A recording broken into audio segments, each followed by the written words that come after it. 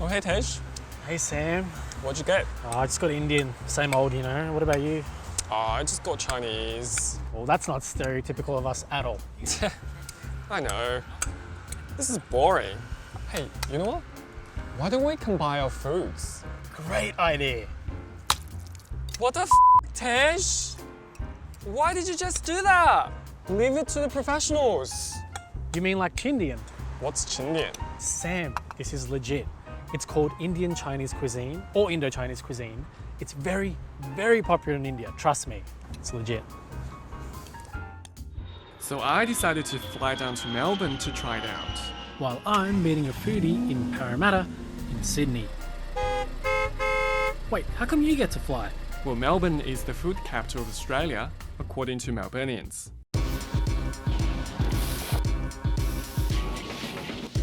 Steve Liu is the chef and the owner of the Great Eastern Hakka restaurant. He's a second-generation Chinese Indian born in Calcutta, India's capital under British Raj, and home to Chindian cuisine. Now he's cooking up his favorite dish for me. This is a Manchurian chicken, very famous among the Indian people and the Indian style Chinese cooking. We cook this dish with quite amount of garlic and ginger with a touch of vinegar. It's succulent, tender, and saucy, with a touch of sweet and sour flavors. And the origin of this iconic dish has recently caused quite a stir on the internet, as many netizens were outraged by a New York Times article initially describing it as Pakistani Chinese cooking before changing it to Desi Chinese.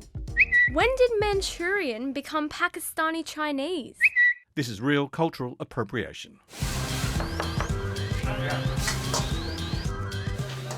These days, almost every Indian menu has Chinese-style dishes, including Shekhar Mani's restaurant. This is Szechuan fried rice, basmati rice, tossed up in a wok, and you have soy sauce, chili, garlic, the Indian ingredients, and served with tomato sauce. If you go to a typical Indian Chinese restaurant, they usually call it the Great Wall Cuisine, which has a myriad of Chinese Sichuan-based cuisines, like the wontons and the dumplings. We have sort of bastardized, if I may use, the Chinese into South Indian cuisine. I'm picking up on the spices that you'd normally find in Indian foods, right? It's an explosion of Exactly.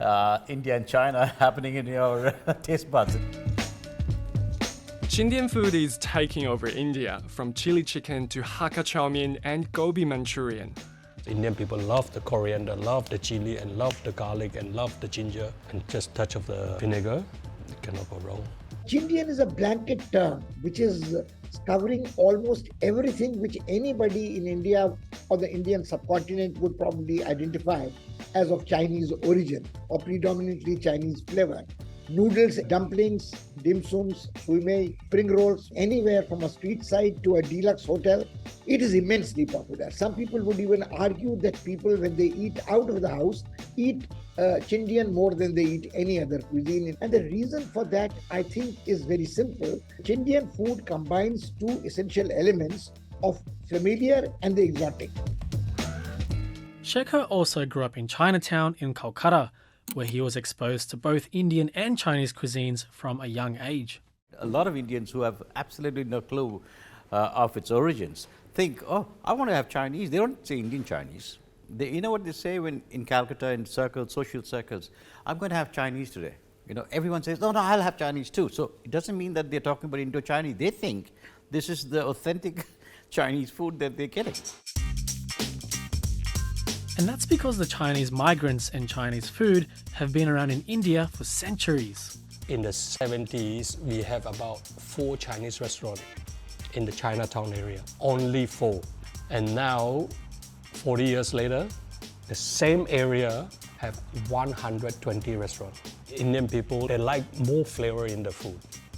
So you can add chili powder, you can add garam masala, you can add a lot of different spices. It looks very much like Chinese food noodle, but once you put it in your mouth, it's become curry flavor. So I don't know if it's the right way or the wrong way, but I grew up with this. At the end of the day, it's still Indian Chinese.